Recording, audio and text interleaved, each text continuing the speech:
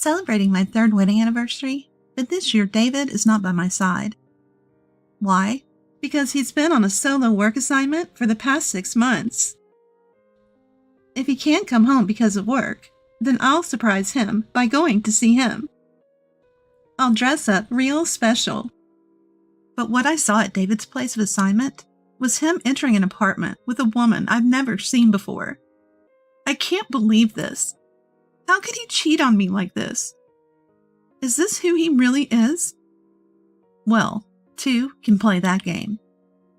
And so began my quest for revenge on David. My name is Karen Smith. I'm 29 years old. I work a regular job while maintaining a married life, a working housewife. David and I have been married for 2 years now. Adding in the time we dated, we have a relationship that spans about 5 years.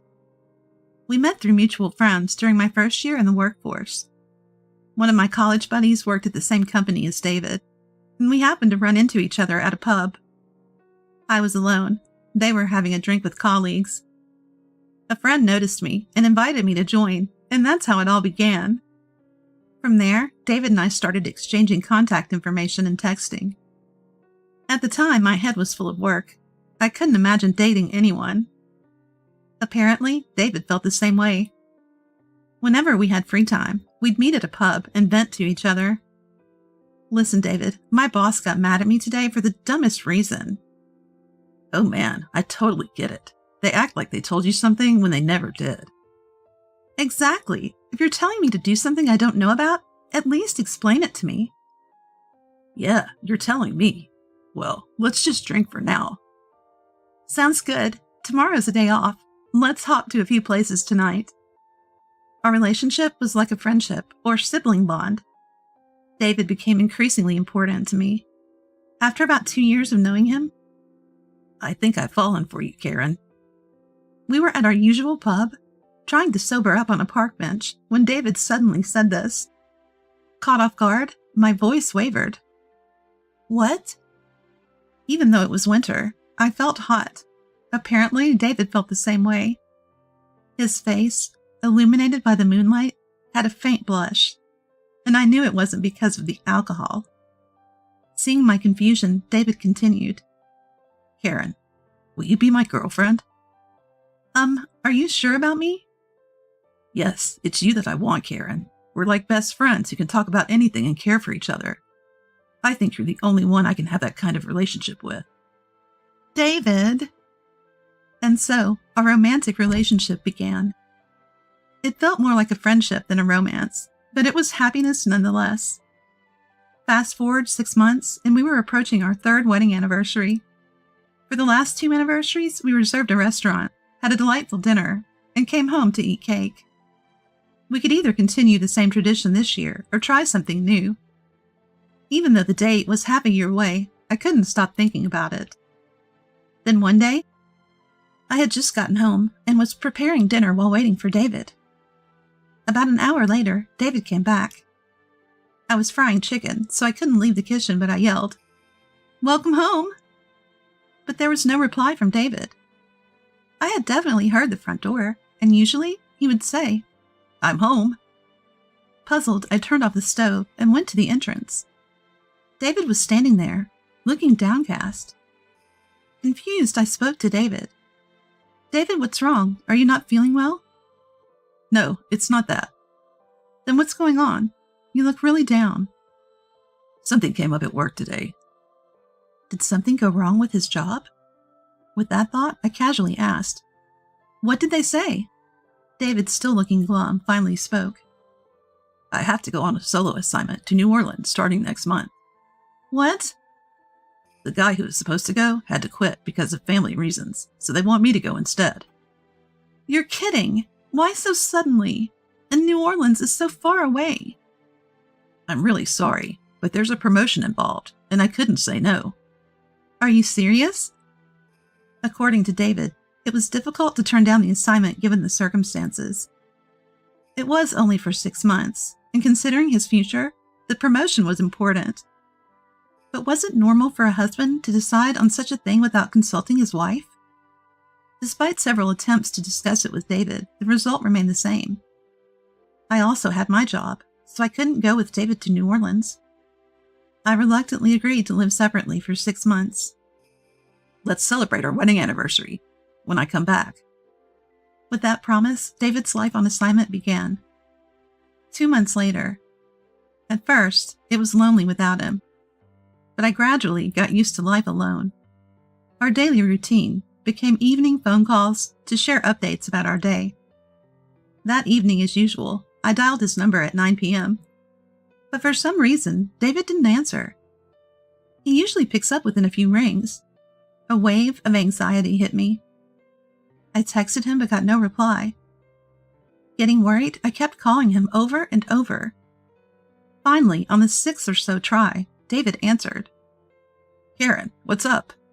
What do you mean, what's up? I was worried. Sorry, I was working late.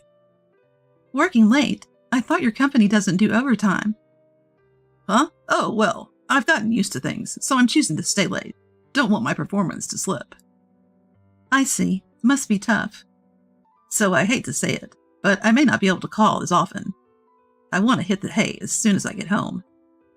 How could he say that out of the blue? Or is it that I'm the only one feeling lonely? Knowing David was busy, I opened up about how I felt. I get that you're busy, David, but I want to talk. Even if it's just for a few minutes a day. That's easier said than done. Please, I'll manage when you really can't. Fine. I'm tired now, so I'm hanging up. Bye. What? Wait, David. He cut the call before I could finish. The sound of the call ending left me with an empty feeling.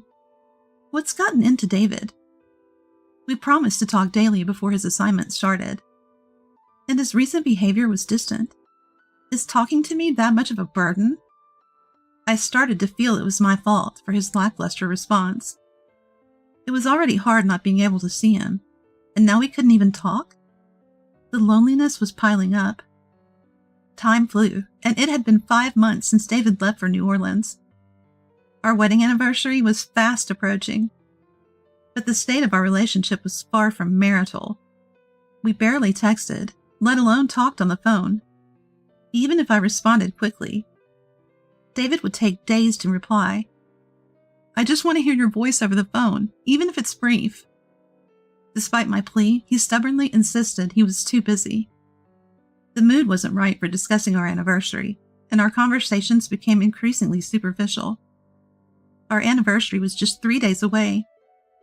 I subtly texted David, "Can you come home this weekend?" If he remembered our anniversary, he would surely come home. Even though we could celebrate once his work assignment was done, I just couldn't help but want to see him now. Then a call from David came through. It had been a while since he initiated contact, so I answered, filled with anticipation. "Hey, David." About the text I sent. Sorry, can't do it. What? I've told you, I'm swamped with work. Can't make it home. You're kidding. That's the way it is. And just like that, David hung up. Such a brief conversation after so long. Only a few seconds? David sounded rushed over the phone, giving me the impression he was swamped with work. I felt down that David couldn't come home, but then it struck me. That's it. Why don't I go to him? Make it a surprise. If David's too busy to come home, I should go to him. How did I not think of this simple solution before? Decision made. I was all set to surprise David over the weekend. Fast forward to our anniversary day. I was on a flight to New Orleans where David was on assignment. It was Saturday, and David was likely working. I knew his apartment address, so I decided to wait at a nearby cafe until he came home. This was a surprise, so I didn't inform David. I kept an eye on his apartment from the cafe window. What should I say when I see him? He'll surely be surprised. Lost in thought and excitement, I looked outside and saw someone who looked like David. As I was about to pay and leave, an unbelievable scene caught my eye. What? You're kidding me. A young woman quickly ran up to David, who was waiting outside his apartment. He greeted her with a warm smile and caressed her head. Arm in arm, they both went into his apartment, looking happy. The David I knew was gone. My intense desire to see David shattered in an instant. I can't believe it. He lied about being busy and was cheating on me. How much more does he plan to humiliate me? I can never forgive him. I'll make them both regret this.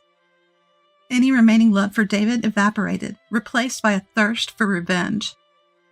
I immediately caught a flight back and headed straight to a reputable law firm. Next, I commissioned a personal investigation on David from a private investigation agency. In about a week, I gathered plenty of evidence proving David's infidelity. Maybe he'd let his guard down because he was away on a work assignment. With the evidence in hand, I went to see a lawyer. While preparing for the divorce, I also began packing my things to move out. I managed to finish moving 2 days before David returned home from his assignment.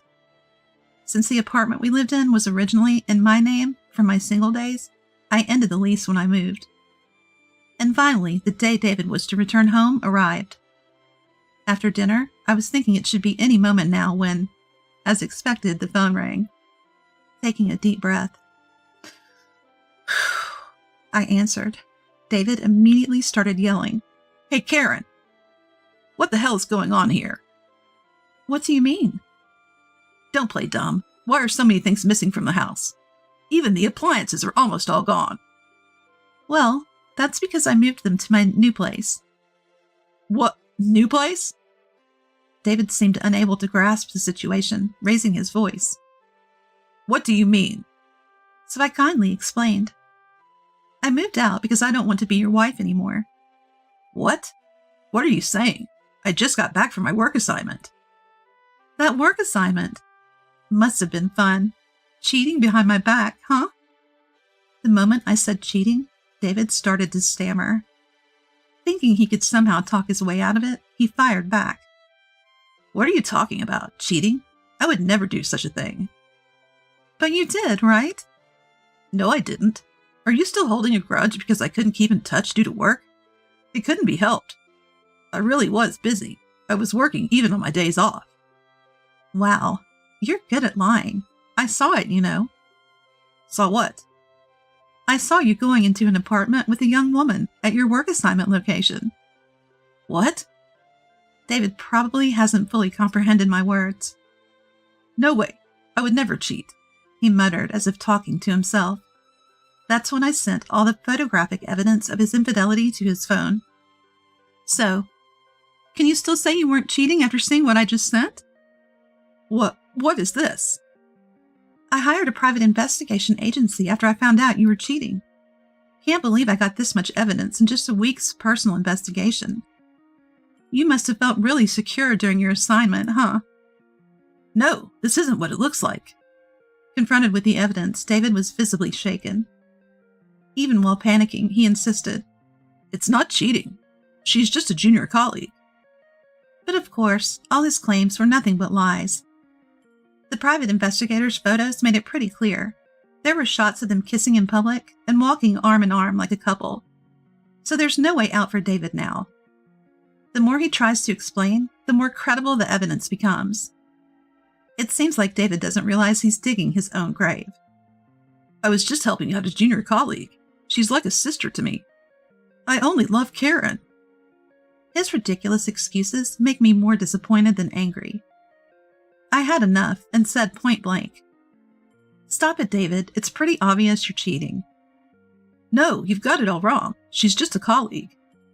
So, you kiss and cuddle with just colleagues? Wow, that's creepy. No, it's a misunderstanding. Let's meet up and talk it over, you'll see. I finally reached my breaking point. Shut up! What? Karen, what did you just say? I said shut up, you awful man. At the sound of my shouting, David was at a loss for words. Furious, I yelled at him through the phone.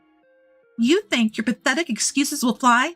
Who'd believe a cheater like you? I'm done trusting you, David. Count me out. Wait, Karen. Let's at least talk. No more talking, got it?